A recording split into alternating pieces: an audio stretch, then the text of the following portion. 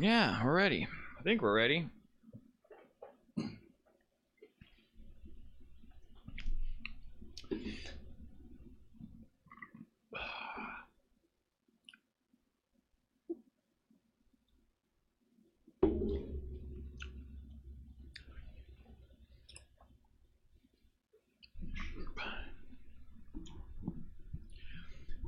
Ding, ding, ding, ding, ding, ding, ding. You guys, I don't have the intro screen going, but is there any delay? Let me know, and then I'm gonna go back to the holding screen.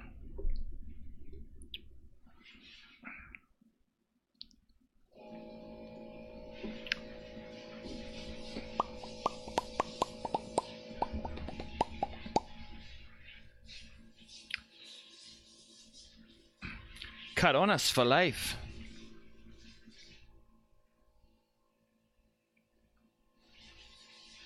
Yeah, hey, yeah, I'll start answering those questions real quick. Is there any weird delays or anything going on? How's the video? Is it syncing up with the audio?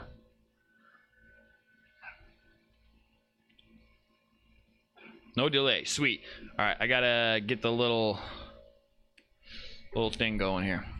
There we go.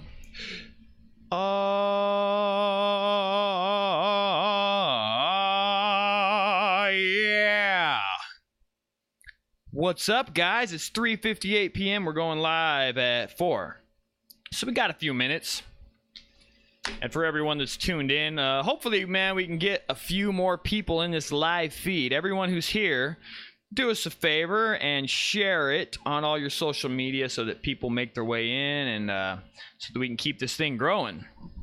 Doesn't really matter, though, because once I put it to a podcast, it seems to do much better. The podcasts actually do better than these live feeds. Weird. I don't know why. But anyway, you guys know about the movie quote thing, and I'm actually ending that. I'm doing something else. But let's give it a second. I'm going to give it a few minutes, let everybody get into the feed. You guys chat amongst yourselves, make friends, or make enemies. I've made a few over the last week. I got some fresh new enemies in my book.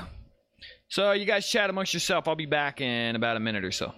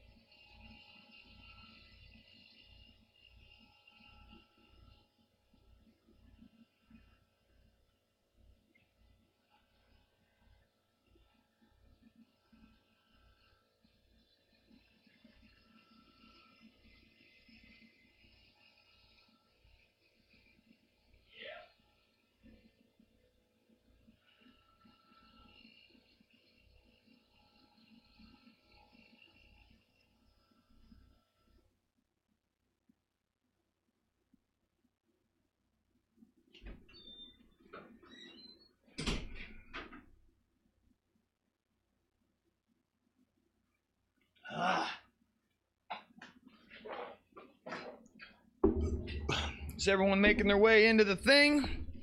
That's 4 p.m. Okay, so would like to welcome everybody, but it's not intro time. Before I start my little thing, welcome everybody if you're just making it in. We have not started the show yet.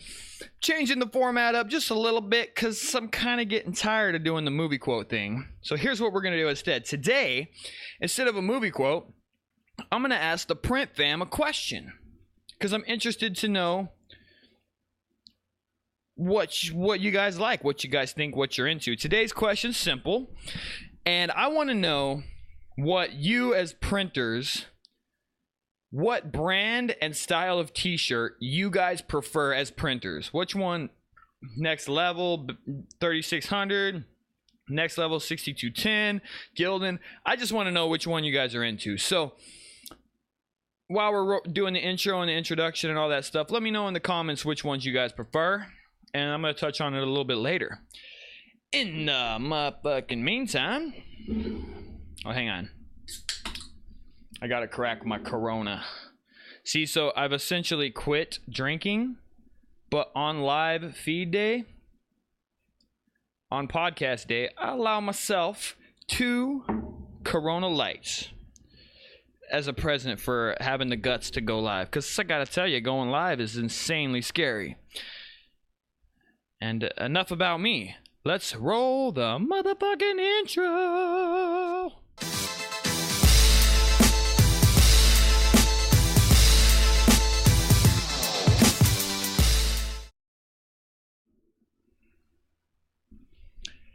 Yippee-ki-yo-ki-yay, print family, what's happening?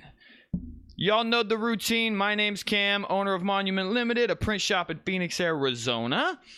And in the Print Life Live podcast, we talk about news, we talk about business, talk about whatever I want to talk about. And then at the end of all that, we do a Q&A with whoever is tuned in to the live chat on YouTube. So welcome and thank you for joining the show. That's pretty much a wrap on the intro. As always, I like to take a second before the show starts and hit up the chat and just say what's up to everybody. So as y'all know, I'm going to work my way down the list. This is also kind of a shout out. So everyone that's live in the chat, I'm shouting out their YouTube channel. So Alan Defy, what's happening? The Fish. This is new. What's going on, The Fish? Design Gnome, welcome back. No. That shit is confusing that you named your channel No, N-O, all lowercase. It's like, I don't even know how to address it when I'm saying what's up to you. But no, how's it going? Good to see you again. Crawley Print Shop, welcome. Donnie Michael, welcome. Thank you for letting me know there's no delay. So I think I got that delay issue licked. Bigfoot Sam, welcome. Carlos Cesares, welcome back. Good to see you again. Rybeats, welcome. George Leon Fitness, what's going on? George Leon Fitness. I don't know if you saw my most recent vlog, but I was picking on fitness people a little bit. It was all in good fun. Don't be mad at me. Joseph Zabix, what's up, man? I'm not sure if I'm pronouncing your name right. I'm sure I butchered that. Flex McKenzie, welcome back. Jason Inns, welcome as always. It's good to see you, my friend. Pete Nielsen, nice to see you. Flex McKenzie. CJ, welcome back. Ron Waller, welcome back. I think I already said, yeah, what's up to Flex. Firefly, welcome. Press Shop, welcome. George said hi. I think we got it. That's the most I can do. Everyone else, I'm probably going to start doing repeats on welcome. So, Mystic Focus, welcome back. Beazle Bubbles, welcome. I'm a Gorilla, welcome. The Era, yo. Okay, I think I got you. Oh, Clear Cut Graphics, welcome as well. Everybody that's here, thank you so much for joining. Now I got to do this stupid thing where I plug all my social media just real quickly. It's really irritating, but it's got to happen. So if you're new, I'm just giving you a social media reminder. Go to Instagram and Twitter. Follow me at Cam Earven. That's CAMEARVEN. Also, of course, make sure you're subscribed to the Print Life on YouTube and make sure you have dinged that damn bell so you're notified when I upload. Also, make sure you've sent a request to the Facebook group. It's new. I'm not really interacting on it a whole lot, but I'm hoping one of you guys will be my moderator soon enough. But make sure to send a request to the Print Life on Facebook. That's our group. Is there anything else I need to shout out socially? Yeah, no, not that I know of. I think that's pretty much it. Yeah, I think that's pretty much it. I did want to do one more thing. Hang on one second. I got to go grab something. Alex!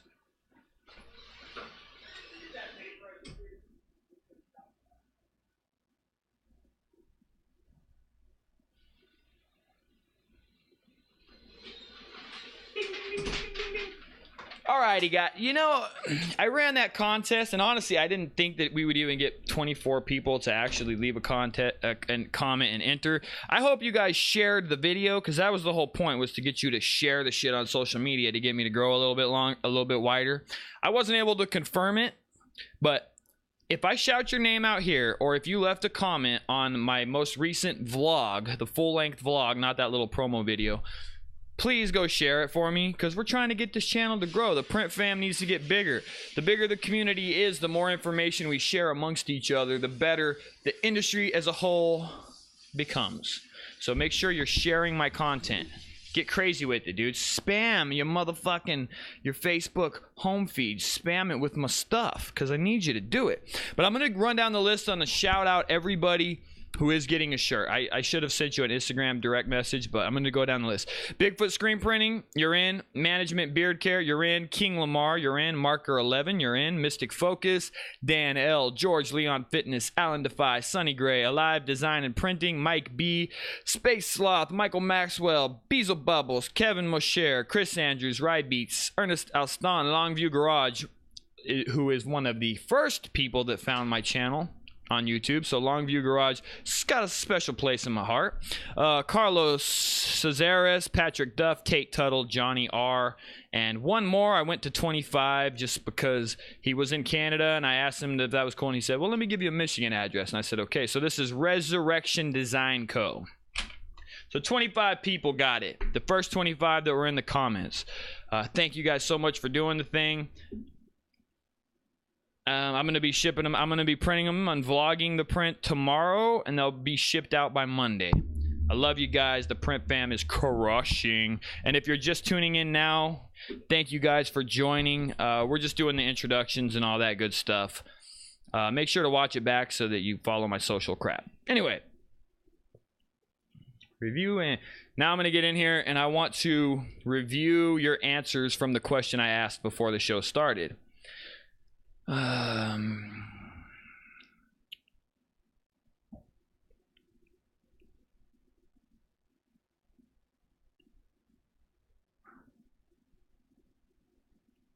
Okay, so I'm starting to see the answers here. So Design Gnome seems to like Bella and Canvas. Yeah, I don't personally like Bella and Canvas because I'm tall and thin. Next Level is my preference. I also love the Anvil 780. The Anvil 780 is perfect in my opinion. District, Sanmar, huh? Sanmar's District. Okay, yeah, they're good. I know they're really affordable too. Bella, Next Level 3600. Donnie Michael, I'm with you on that. The 3600 and the Anvil 780 are the bomb. Jason Inns likes the Anvil 980. And Toltecs, yeah, dude. That was weird. I said I want to carry Toltecs. And now it just completely slipped my brain the other one. Yeah, Toltecs is supposed to be really good though. Very good for the streetwear community. Gildan G800, huh? I'm not familiar with that one. Yeah, 3600, I'm right there with you. Flex McKenzie likes the Gildan 5000. So here's something funny. I don't know, y'all may or may not know this about me, but I'm super hardcore into streetwear. I don't wear all the gear. I don't represent fashion, but I love fashion as a whole.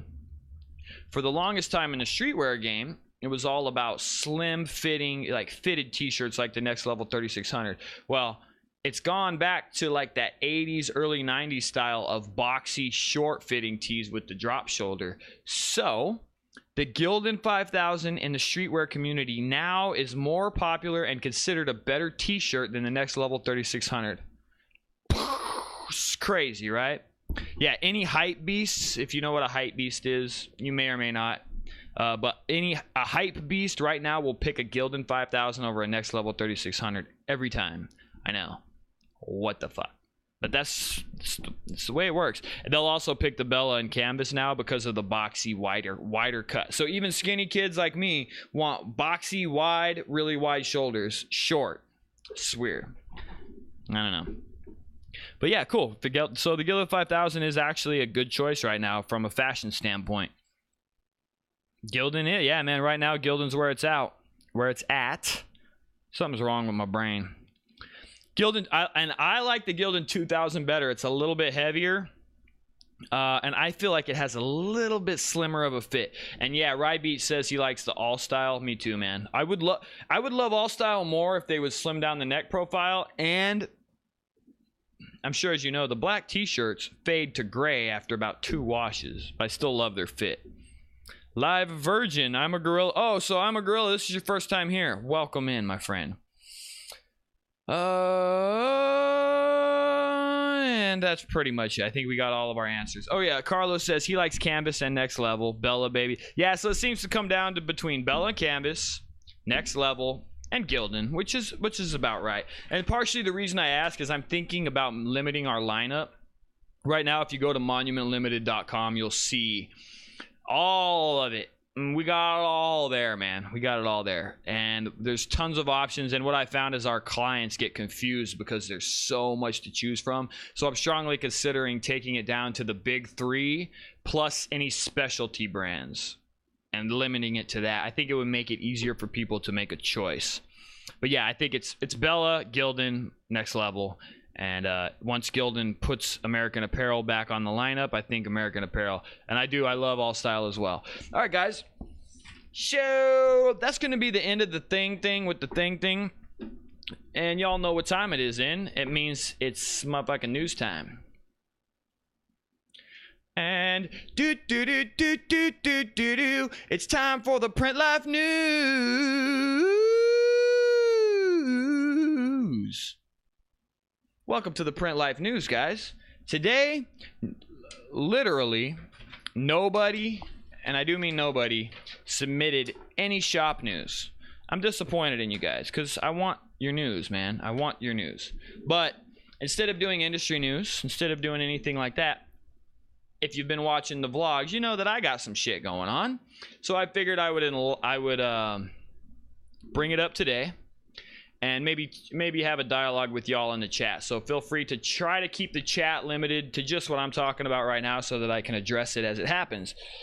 If you saw in the vlogs, we got our space and we lost our space. And I guess I want to share with you guys how I'm feeling about it first and foremost. A little bit of backstory. We've been in this space right here. It's about 2,000 square feet for 5 years. It's been a great space. Love it. Love the landlord. Love everything about it. I even love all my neighbors.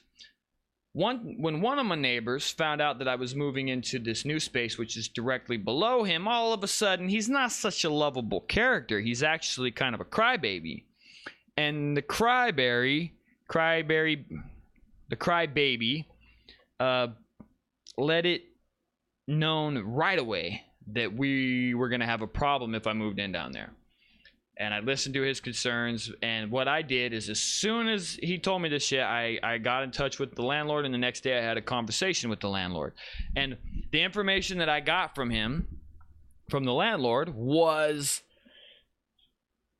I mean, all I wanted was him to say, you know what, Cam, I understand he's making threats, but I got your back. You know, you're gonna pay us rent. We're gonna be good as long as you do it between this time and this time, and you keep the noise levels below what the legal ordinances is. And you know that all equipment is designed to stay below that noise ordinance, like the compressors and shit. So it would have been fine. But I wanted him to just say, if you do all that, I got your back. No matter what complaints he gets, he'll go before you go. Well, the landlord wasn't willing to do that, and he even laid out some scenarios in which case he would make me leave instead of the existing tenant. For instance, if the existing tenant was able to provide doctor's notes stating that he feels like shit, then he's going to side with the existing tenant because of the smell. A lot of crap. I don't even feel like going into all of it, but it made me feel really insecure with the decision. And because I'm now feeling insecure with the decision, I just backed the hell out of it. We're going to stay here. That's it.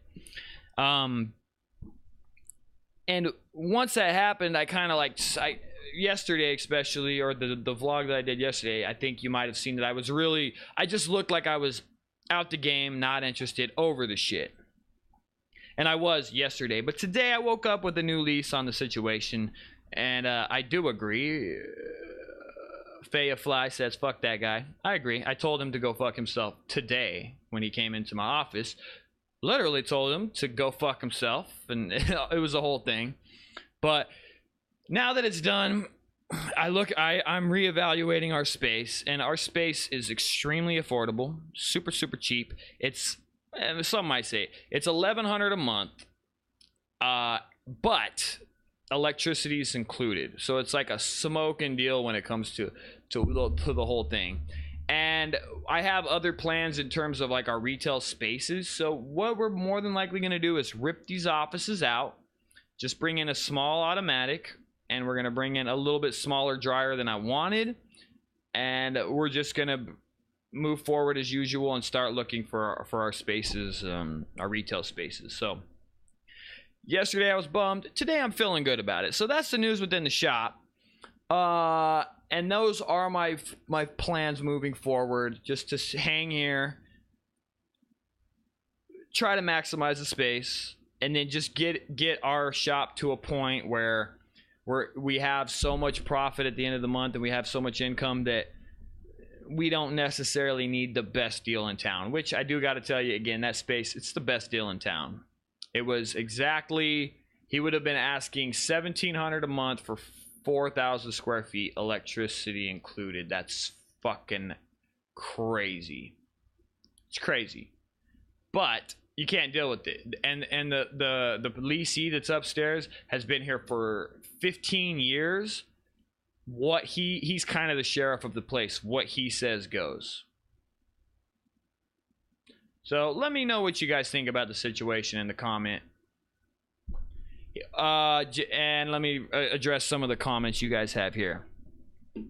Yeah, I know, man. Okay, so I can tell everybody's pretty much on my side with the thing, but we do have to be. You have to be slightly. He's been here 15 years, and he's lived there for 15 years. It is illegal. He's in a commercial space, but it's kind of been hush hush, and he's just worried about the sound and the smells. And I understand his point of view, but at the same time, I'm in the same boat you are. Like, fuck that guy. But Jason N says and then this is, so Jason says, good choice. Who needs that headache? And you know what, brother? I'm with you. Even if the price is amazing, which it is, the price is, it's the lowest game in town. $1,700 a month, 4,000 square feet, electricity included, best game in town. But it's useless if you can't stay, if you get kicked out. If the landlord says you got to go, right? It's useless. Doesn't matter. If you can't do what you need to do, it's better off paying the traditional cost of about $2,500 to $3,500 here in Phoenix for 4,000 square feet plus electricity, $4,000, and not have to deal with that kind of shit. So that's where I'm at with it, guys. And that is the screen printing news of the day. See how I did that? This is the kind of stuff I want you guys to report to me about your shop. Let's be open and honest with each other.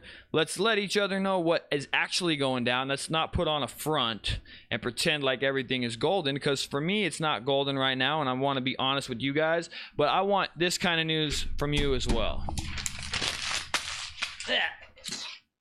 News done. On to the what's usually the next part? I forgot. It's the business topic of the day. Today, I haven't even been researching business topics. I'm writing bullet point lists like this, and I'm just riffing on it. Because the first bunch of episodes, when I would do it, I would really dive in, and I had like 2 pages of talking points and things. But I'm just trying to get better at riffing off bullet points so that this is more of an efficient show, so it's not as much of a problem to keep it going. By the way, if you're just tuning in, my name is Cam. Welcome to the Print Life Live podcast.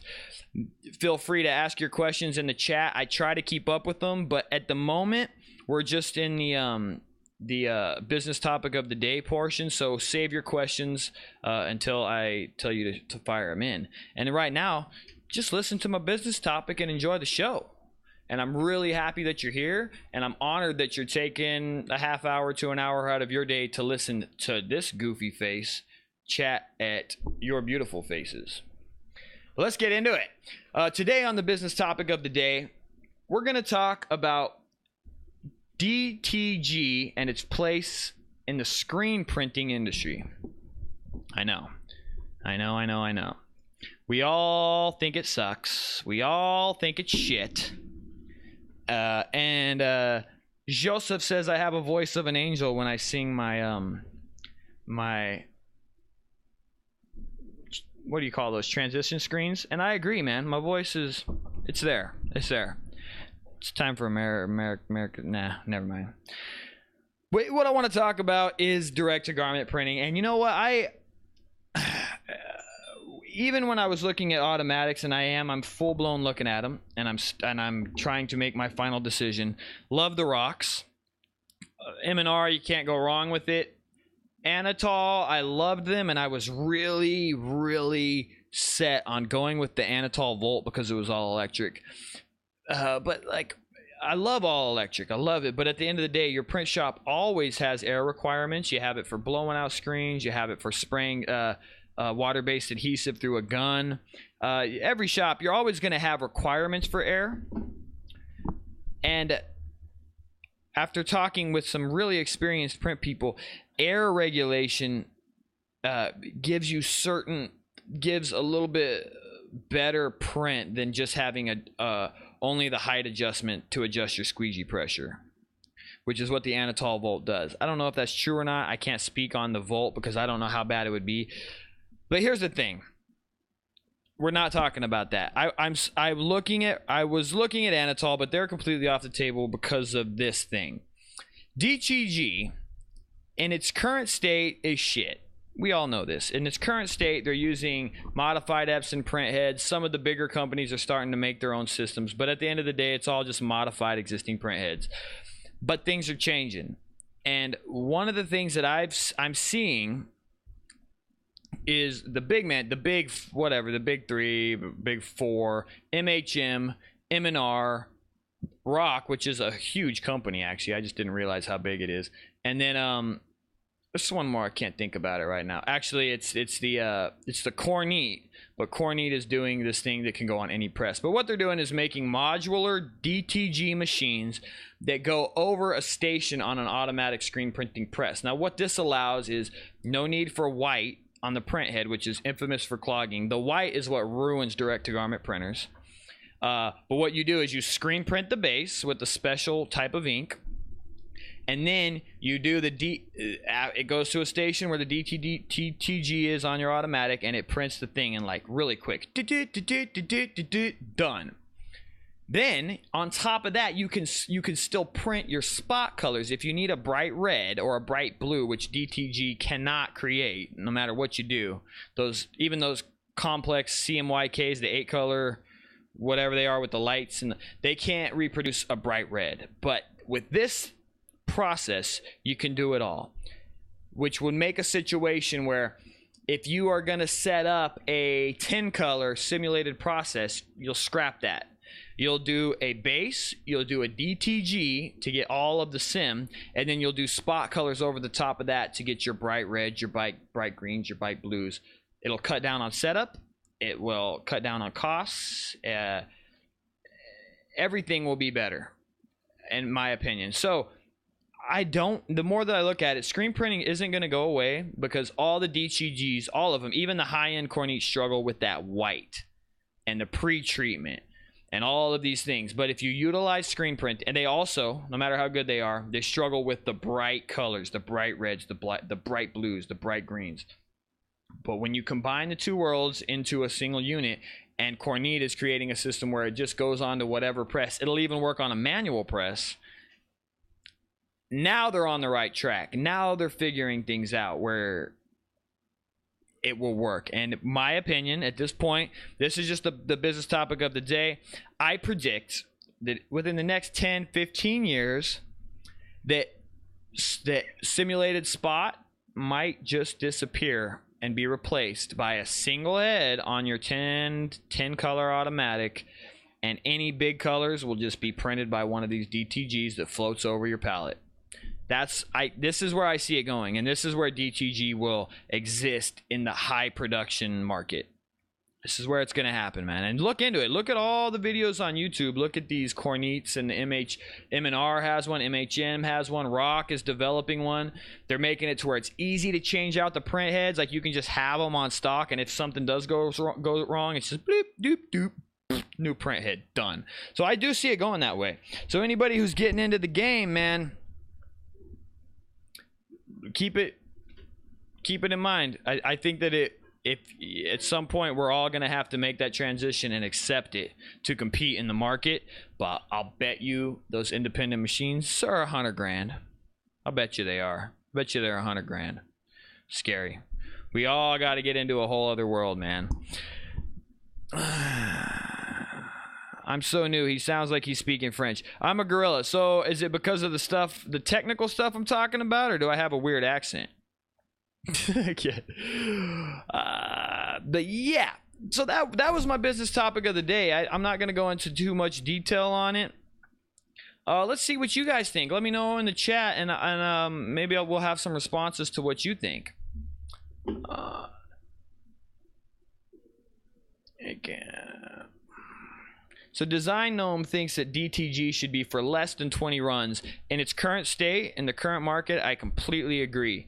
But I think that this is going to change in the next 10-15 years. I think that you will see that anything that exceeds, I'm just going to spitball here, well, anything, I think pretty much anything that is going to utilize simulated or CMYK is going to be replaced by DTG on an automatic screen printing press. And you got to see these things that I'm talking about. I'm not talking about your DTG desktop pieces. I'm talking about these modules that go over your pallets on your existing screen printing press.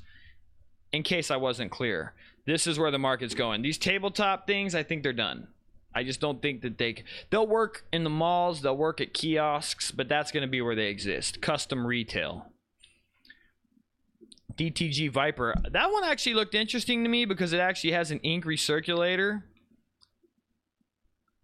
But I don't know, maybe not. If you guys are just joining in, thank you. I'm just doing my business topic of the day right now, and today's business topic was a little bit about the future of direct-to-garment printing in the screen printing industry and my views on it. So I've wrapped it now, though. We're done with that sucker. And if y'all don't know, once my business topic of the day is done, sometimes I do a print shop shout out, but I don't have one this week, an Instagram print shop shout out. But you guys just keep in mind, if you find an Instagram profile that is awesome, that's doing some kind of screen printing that's just out of this world, if you look at some of my past live feeds, I've featured some amazing printers that are just doing things out of the ordinary. If you stumble onto somebody like that, hit me on the DM on Instagram so that I can make sure to shout them out on this. But today we don't have one, which means it is time for the motherfucking Q&A. It's actually called the Wednesday Q&A with Cam Earven and Monument Limit on the Print Life Live podcast. So now's the time, guys. Start submitting me your questions, and we can talk about pretty much whatever we want. Whoa, no. Cam, there's the Aeon DTG printer. 800 pieces per hour? That's crazy. Can't be. Longview Garage, man, I just sent you a DM. You're getting my shirt, your shirt.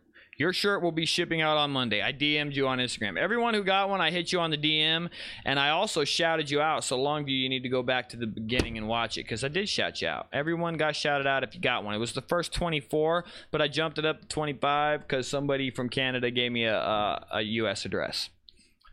Worst decision? Peter Bryant. DTG Viper was the worst decision of his life. Good to know. Okay. Ugh, shit, huh? Why? What was the problem with it? What was the real issue with one of these things? Where does it go wrong? Yeah, is the Aeon, so this is from No, again, man, screen name. Change it. I can't even shout you out properly. But No says there's the Aeon DTG printer, does 800 pieces per hour. Is this one of those that goes over your automatic screen printing press, or is this an all-in-one unit like the Cornette or something like that? Because 800 pieces per hour, that's crazy. I can't imagine that. It's probably a huge belt type of thing or something. Longview Garage, if you were a hot dog, would you eat yourself?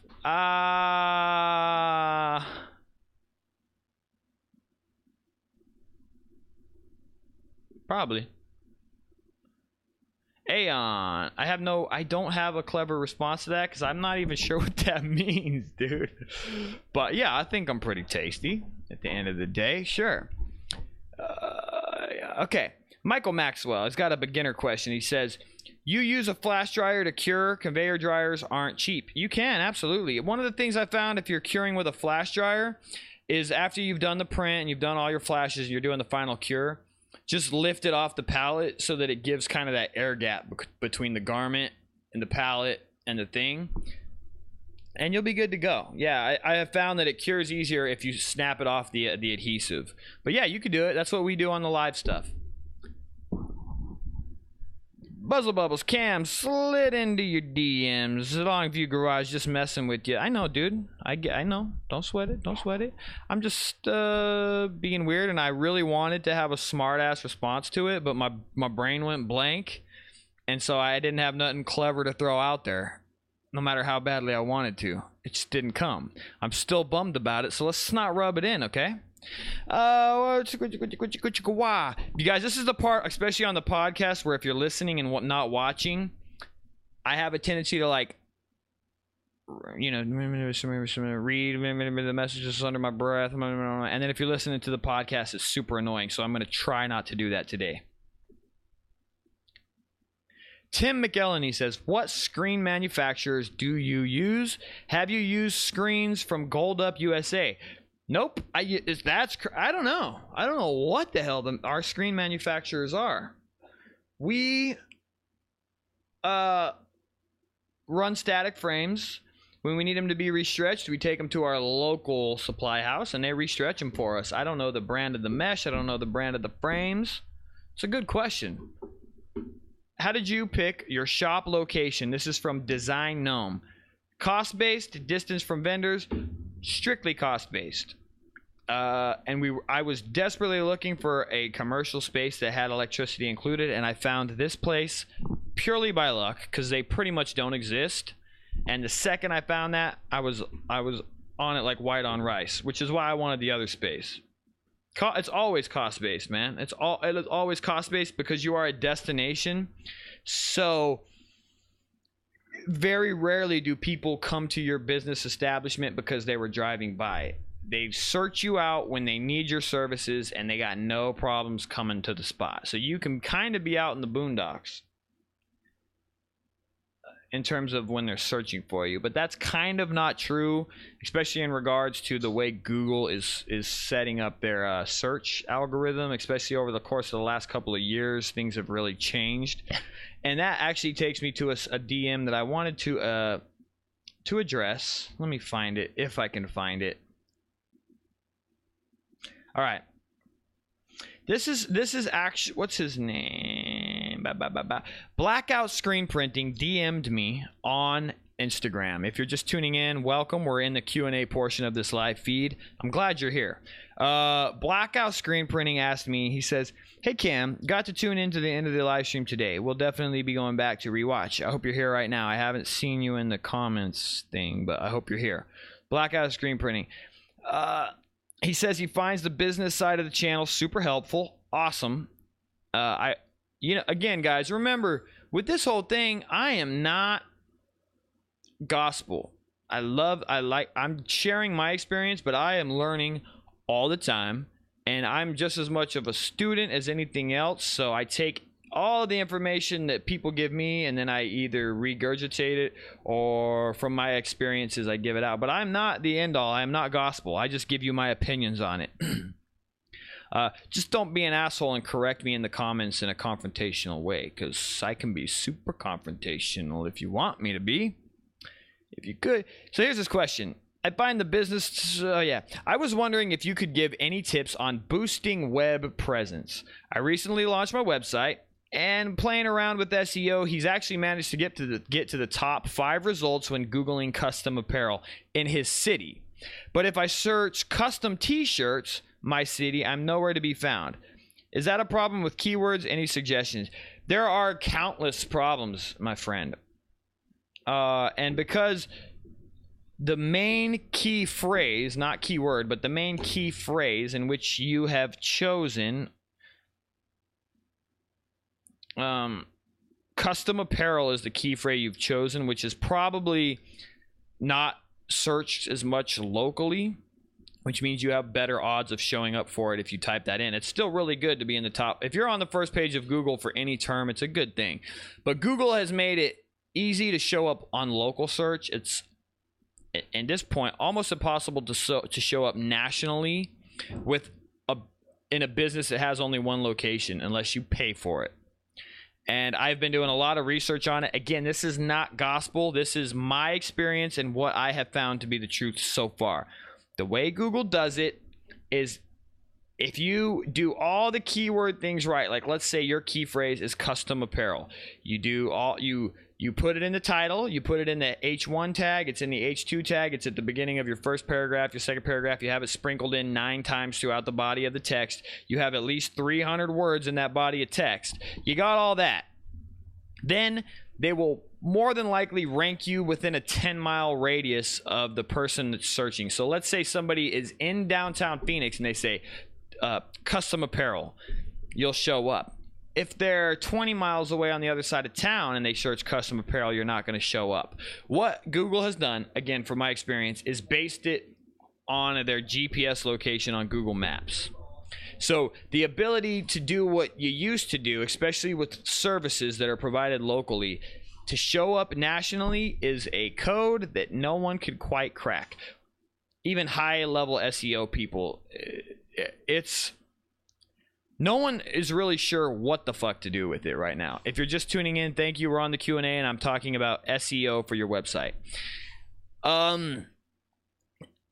But my experience is exactly what I just said.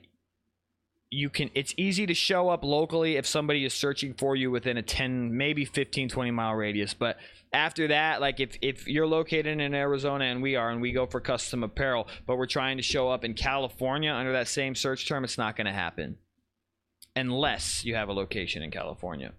So Google has made it to where it's location based for most searches, especially searches around the service industry, t-shirt printing, plumbing, any kind of contractor services, auto detailing, anything that requires somebody to show up, that's the way it works.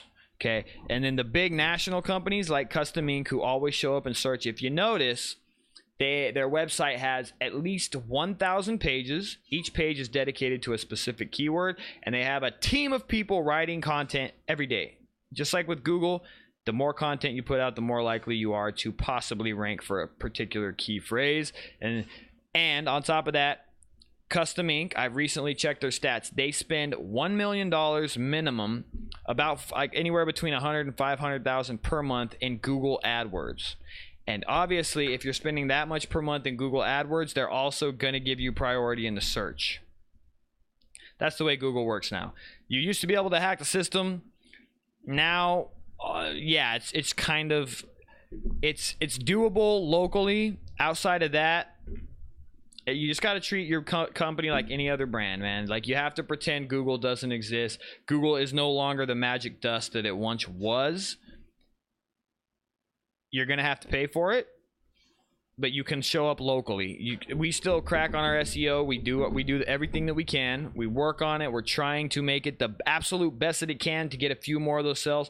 But at the end of the day, it's going to come down to your Google AdWords if you're trying to get national business. It's just the way it is, man. So for instance, American Print House is another local screen printer. And they've worked on their SEO a little bit. They don't show up great, but American Print House has a great AdWords campaign, a paid campaign, and they show up nationwide under contract printing because they have the budget. They have set aside the budget to pay $10,000 a month to Google to show the fuck up nationwide, and that's what it's going to be. But again, if you want to show up locally, and you should always be working on SEO. You should constantly be throwing out pages and posts and blog posts and new pages in your website. You pick key phrases like custom apparel, and you have custom apparel in the title. You have custom apparel in the web address. You have custom apparel in the H1, the H2, the H3 tags, and you have custom apparel sprinkled throughout the text of your paragraphs about 7 times. And you're doing everything you need to do with SEO.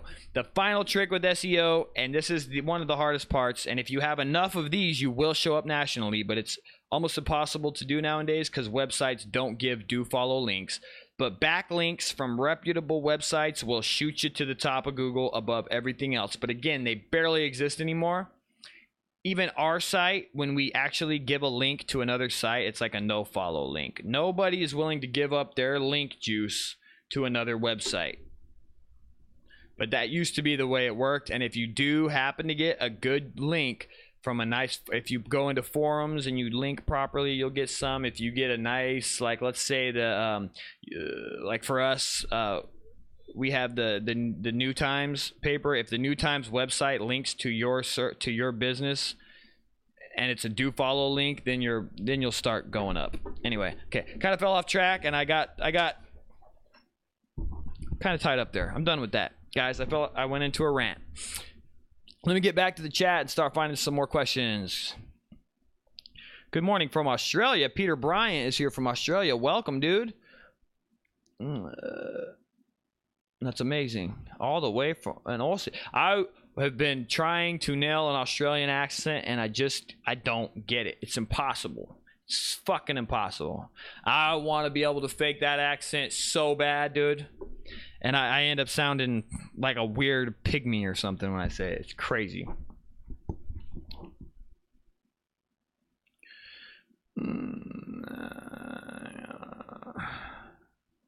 Okay. If you're listening right now, I'm just going through the chat trying to find questions that I can answer. Right? Because he used gold. I'm a gorilla. What brand of plastisol do you prefer? Okay. This is actually a good question. So every brand has their good inks and their bad inks. For us, what we have found is when we're printing on cotton, 100% cotton shirts, for the best coverage and the easiest to print manually, which is what we currently do, the Union Bright Cotton White prints easier than anything else on the market, and I've tried them all. The Union Bright Cotton White has a slight puff agent, though, so it's a little bit thicker, but we always do a flattening print, so it pushes it back down and it becomes out really smooth. In terms of actual color mixing programs, we use the Wilflex PC coloring system. With Wilflex is cool because they have a variety of bases. They have the fashion base, the puff base, the soft hand base, the suede base. They've got the high opacity base. And I just found that with the PC system, it's a high concentrated pigment. So you could buy a quart of pigment, which is a couple $100, but it lasts forever because you're just using drops of it. You know, on a quart or a gallon of ink. It's like a drop of black and it just goes a long way. As far as discharge, we use Matsui across the board pretty much. We also use Ryanet's Galaxy, what is it? Comet White? Is it Galaxy or I don't know. We use them a lot, especially recently. And I think, in all honesty, that Comet White from Ryanet, when you double or triple hit it, it's a lot of labor. But if you just need the brightest, smoothest, most beautiful white print that you can get, then a water-based triple hit white is gonna, if it's all about quality, not so much about production time, if you triple hit that Comet White, dude, the white's beautiful. But you need a really high tension screen to make sure you don't have any ghosting or anything like that. And again, I'm kind of going off on a tangent, but those are the inks we use. Thanks for the question.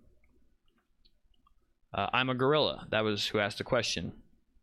A lot of people use Gold Up. I don't even know. I don't know any brands in terms of meshes and screens. Creative Design Inc. says, yo, Cam, do you use your own sleeve palettes or do you buy them? What would you recommend? I used to use my own. We used to make them, but I switched everything over so that we were using M&R palettes across the board with the slider, even on our Anatol and on my Antec, so now we buy them. We buy the aluminum ones, but I do still have a homemade koozie print, koozie board.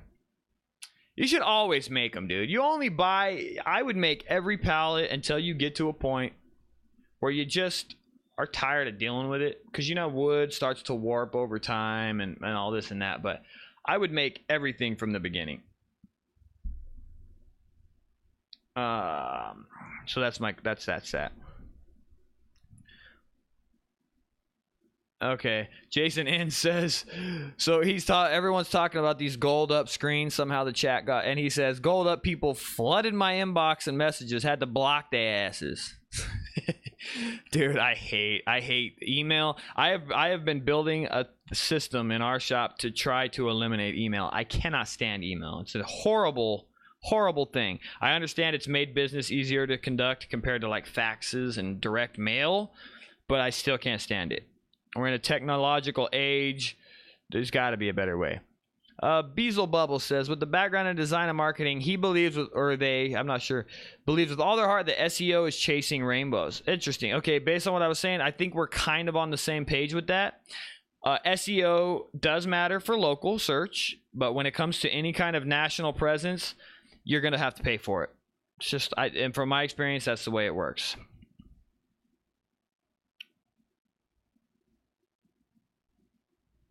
Yep, again, often you pay for Google. Yep, so we are, Beazle Bubbles and myself are on exactly the same page. With the exception that they're not really mentioning local, but Google has made it to where if you're a service-based business, they will show you locally within a 10 or 15 mile radius. This is what I've noticed. We show up with most search terms on the top 5 locally within our 10 or 15 mile radius.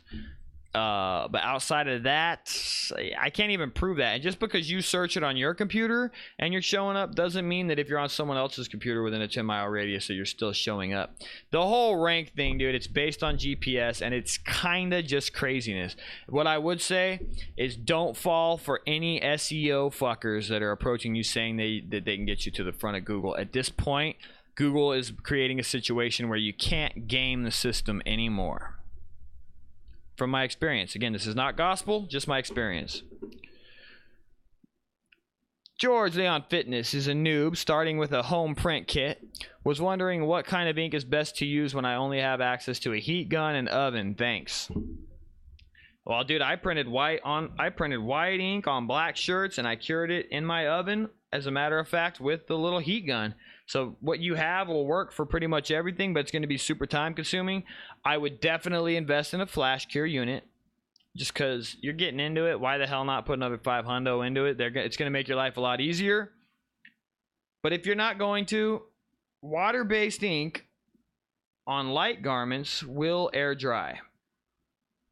It will air dry. But if you're trying to print anything on dark, you're going to have to do a flash print kind of thing unless you use discharge. With discharge, it's probably the easiest white print to pull off with your heat gun because you can and you'll literally watch it turn to white as you're heat gunning it. You got options, man, but yeah, I would stick with, okay, to start, discharge for white and water-based inks, and you'll be good to go. Screw plastisol at the moment, man. That's what I would say. But experiment with it. Because when I started, I would do the like trying to do the thing. I would do a print, use a little heat gun to try to flash cure it so that I could do my second white print, and it took so long that it was kind of infuriating. I quickly got myself a flash dryer because I couldn't deal with it. Jason Inns likes Union and Rutland ink. I can't stand Rutland. I feel like they're really hard to print manually. The new Perfect White, the Perfect White from Ryanet. Have not tried that yet. Are you talking about the Lava White, the Wilflex White? I have some of that here now for me to do my white ink comparison. Within the next week or so, I am going to be doing a white plastisol comparison from all the major ones. We're going to have Lava, traditional Wilflex, Union Bright Cotton White. What else do I have? I have 180 ink, which is a new one, and then there's another one in there, but I can't remember what. Oh, it's an old one. It's called Night or something. But yeah, I'm going to be making a video on that very soon. What's a good water-based cleaner? Gosh darn it, man. People ask me these brands, and I'm so shitty with branding when it comes to this stuff. I've tried numerous different things, and then I try the one that works. Hang on, I think we use Eco something. It's all soy-based. Hang on one sec.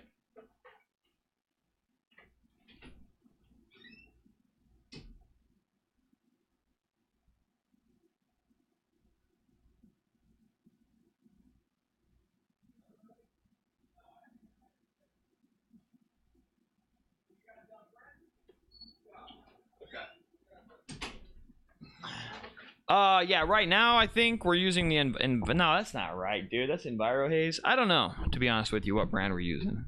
Because we have EnviroHaze, but I'm pretty sure that's the haze remover stuff. What do you... Okay. Just use the same ink. Okay, Fly says use the same ink on press cleaner you use for Plastisol. Yeah, and with water-based, you can just use water, too, at the end of it. It's all... Yeah, water-based is nice in that aspect of stuff. Clear Cut Graphics says, what do you think of the M&R Chameleon press? Yeah, the Chameleon's dope. The big dog. I was going through it. I thought you were talking about, but that's the Cruiser. We have the Sidewinder. The Chameleon's the big dog. It's designed for pre-press on M&R automatics.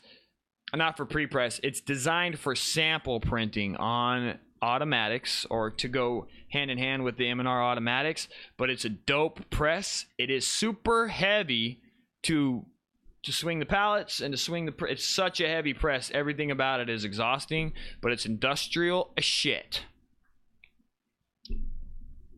Dave Brown, currently curing with a flash dryer. It sucks, but totally works and doable until I can prove myself I need a conveyor dryer.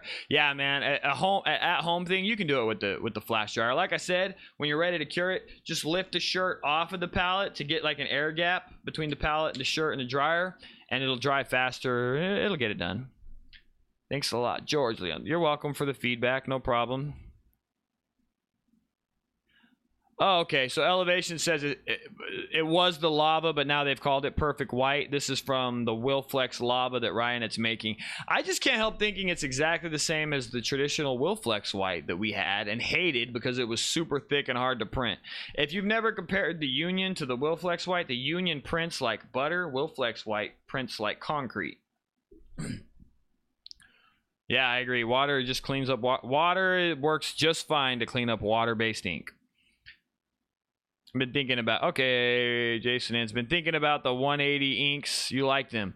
Yeah, right, Beats. We have that. I just got the 180 in right now, and I'm saving that along with a couple of other brands. I'm going to do a test against the 5 top white inks.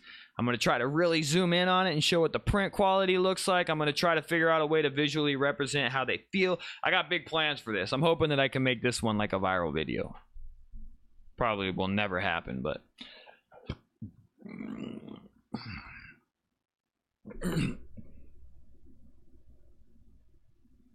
And I'm just reading. If you guys just joined in, I'm doing the Q&A right now. At the end of this Q&A, make sure to go back to the beginning of this because we touched on a lot of really cool topics. But also, if you're just coming in, welcome to the Print Life Live podcast.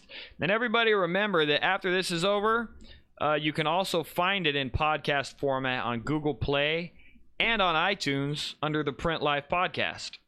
So if you want to listen to it while you're working out or while you're driving, you have those options. Clear Cut Graphics. After following you for 6 months, we're just about to sign for our 6,000 square foot unit. Man, you guys are about to crush it. Nope, you're already moving ahead of me. I have no advice for you. Because that's what I'm trying to do right now, and I just keep having things pop up that are causing me issues. Giving advice on how to lay equipment out. I mean, to me, just from our experience with the shop we have, though, layout matters very much. Everything needs to be a production line. So, like if you imagine when you're starting, you start the job, you walk from the graphics department. You want the shortest walk from the graphics department to the screen burning department. You know, you burn the screens, you go directly to expose it. Once it's exposed, you should have a very short jaunt to the press. Once it's done with the press, you want it to be able to go right back to the reclamation station. So that can be at the end of the thing or at the beginning, but everything just needs to flow circularly. The ink station needs to be close to the presses, as short of a walk as possible. Everything, you always just imagine circular, and you always imagine how you can make it easy to where when people are walking, you don't want this to happen. You want it to be kind of like do-do-do-do-do-do, and there's never anyone going this way. That's all it is. That's efficiency 101. And you never want people bumping elbows. That's it. Just keep it circular. But that's just, you know, well, yeah, we have issues because we have space concerns. So it's a fucking...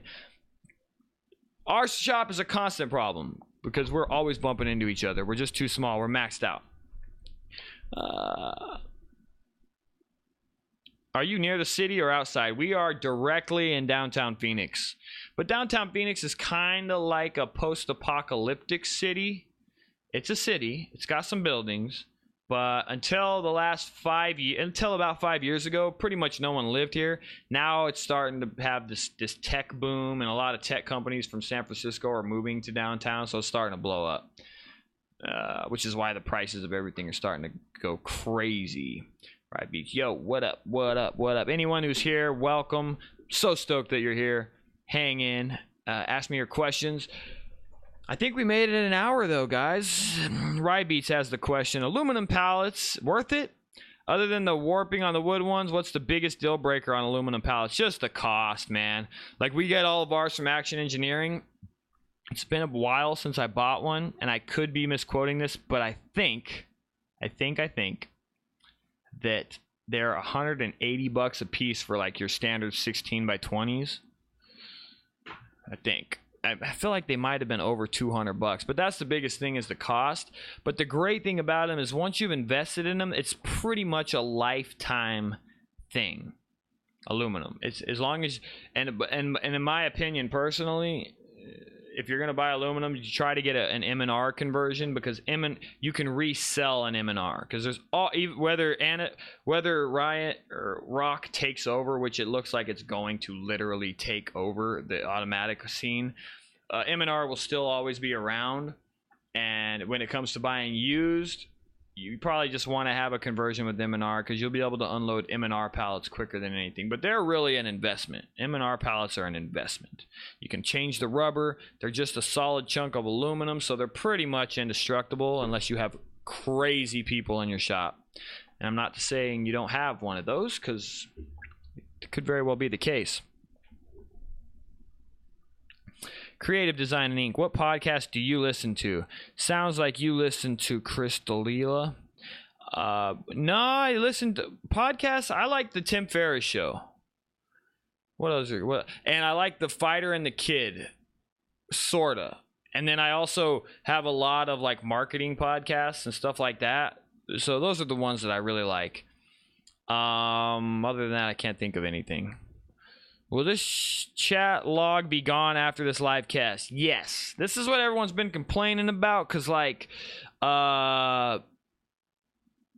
with everyone kind of was saying we'll go to Facebook, because then the chat is there after you close it down, whereas with YouTube, once this thing closes, this chat disappears forever. It's kind of a bummer. Originally I had it feeding on the side, but everyone got irritated by it. But I had it kind of doing its thing on the side. Would you guys be okay with having it kind of be, you know, maybe right here? Maybe it just takes up, so at least you kind of have... At 720, you wouldn't be able to read it anyway. It's silly. Nah. Yeah, it's gone. It's gone. Okay, Beezle Bubble says, if you're going to pay $100 for MDF, and then, of course, you're cutting it and all the blah, blah, blah, and you got to buy the bracket, might as well just go with aluminum. It's beer math. And I do get beer math. Cheers to beer math.